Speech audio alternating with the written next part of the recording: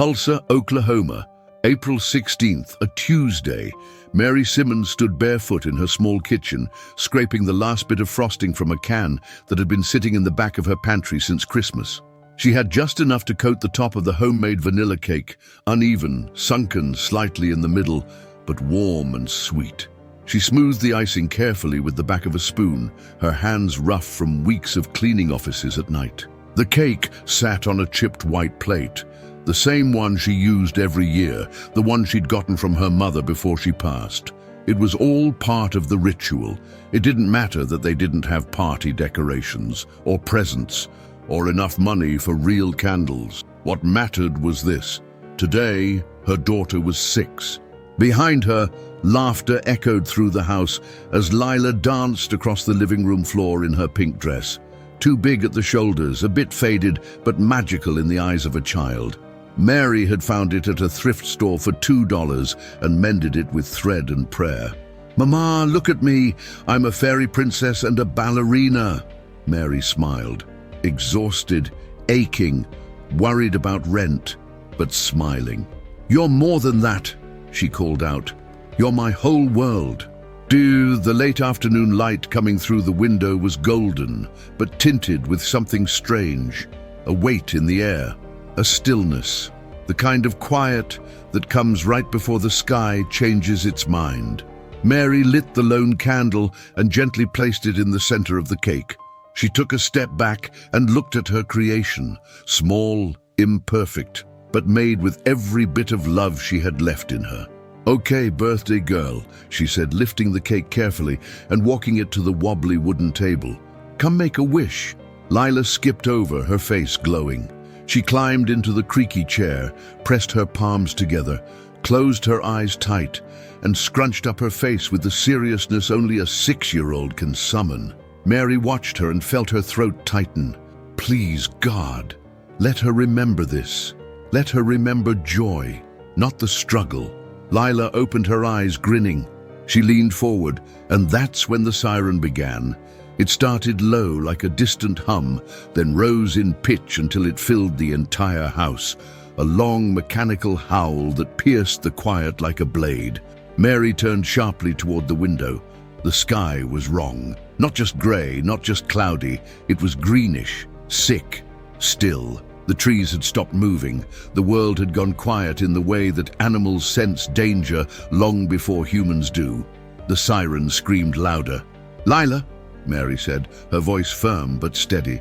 "We need to go, right now." The girl's smile faded. "Is it a drill?" "No, baby, it's real this time. Come on." Mary grabbed her daughter's hand and rushed toward the hallway. As they ran, she passed the cake still sitting on the table. The flame on the candle flickered once, then went out. The hallway between the bathroom and the back bedroom was the only safe place in their small duplex. No windows, thickest walls. Mary had prepared it as best she could. An old comforter, a few pillows, a flashlight that worked only when it wanted to. She pulled Lila down to the floor, wrapped the comforter over them both, and cradled her daughter's body against her own. "It's just the wind, sweetie. Just the storm playing tricks," Mary whispered, but her voice cracked on the last word. She listened, not just to the siren, but to the shifting sounds around her, the creaking of the roof, the thump of something, maybe debris, hitting the porch. The electricity buzzed once, then died. Darkness. Lila whimpered. Mary tightened her grip. "I've got you. You're safe. Mama's got you." Then the roar came. Not thunder, not wind. Something else. Something huge. It came from all directions, a sound so loud it seemed to come from inside the walls, inside their own bones. The air pressure shifted. Mary felt it in her teeth. Then, glass shattering, wood cracking, metal groaning. The walls shook, the house shuddered. Something heavy slammed into the far end of the hallway, and dust poured down from the ceiling like rain. Mary lowered her head over Lila's, heart pounding so violently it was painful. She began to whisper what little scripture she could remember, barely audible. "He will cover you with his feathers, and under his wings you will find refuge." Psalm 91. It was all she could think of, all she had. A prayer, a shield, a cry too deep for words. "Don't be scared, baby. Just stay still. I'm here." She squeezed her eyes shut. She stopped listening, and she gave her daughter, her whole life, to the God she couldn't see but desperately hoped was listening. Outside, the world came apart. The roar reached its peak, and then it was gone. The silence that followed was thick, almost unreal. Mary didn't move. She didn't open her eyes, because she didn't want to know what was still standing, or if anything was. But she knew this. Her arms were still wrapped around her daughter, and her daughter was still breathing. Silence. Not the kind that brings peace, the kind that feels wrong, the kind that comes after something violent has passed through, like a scream swallowed mid-air.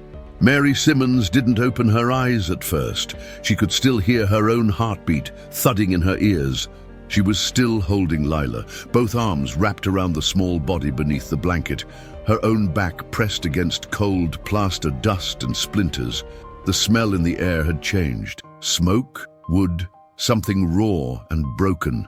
The silence was only broken by the soft, steady breathing of the little girl in her arms.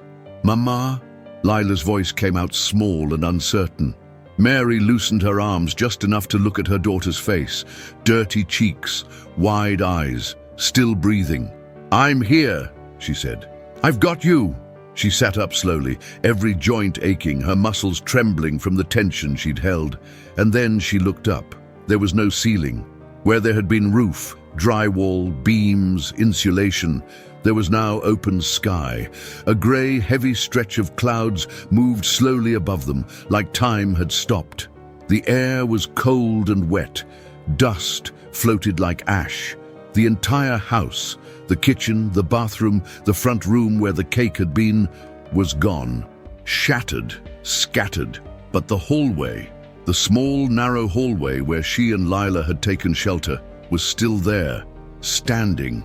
Mary turned her head slowly, taking it in. The walls were intact, cracked but not broken. The space around them looked like a wrecked ship, but where they sat, it was like a hand had drawn a circle around them and said, "Here, no further." She took Lila by the hand and stood on shaky feet. And then she saw it, a window. Not from the hallway, from the bedroom. A full frame, glass and all. It had been ripped from the wall and launched across the house. And it had landed right above where they had been huddled. The frame was thick wood. The glass pane was still in place. It lay across the top of the hallway, slanted, wedged between two broken beams, resting directly over the spot where Mary had covered her daughter with her own body. It hadn't broken. It hadn't shattered. It hadn't fallen through. It had landed perfectly. 1 inch lower and it would have crushed them both.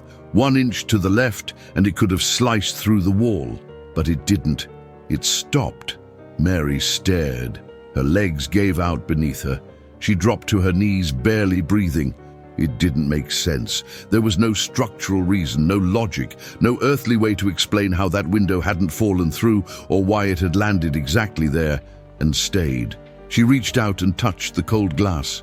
It was solid, real, smooth. She looked up into the sky, her mouth trembling, and she whispered almost too softly to hear, "Thank you."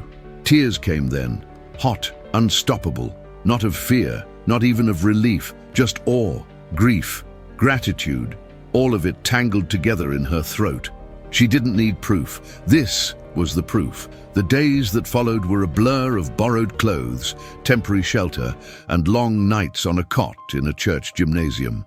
Volunteers brought soup and toys. A woman from a local diner offered Mary a job on the spot after hearing her story. And Mary, who had once felt invisible, forgotten, was now seen, held, provided for. But what stayed with her most wasn't the destruction. It wasn't even the kindness of strangers. It was that window, that impossible window. She saw it in her mind every time she closed her eyes, suspended in the air, pausing where it shouldn't have, shielding them like a quiet, invisible hand. Years passed. Mary and Lila built a new life. Smaller, simpler, steadier. They didn't have much, but they had each other. And every year, on Lila's birthday, they did the same thing. Before presents, before cake, before wishes.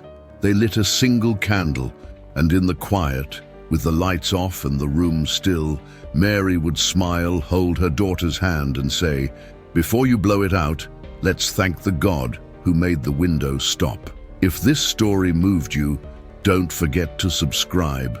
There are more stories like this, quiet miracles, fierce mothers, and a faith that holds strong through every storm.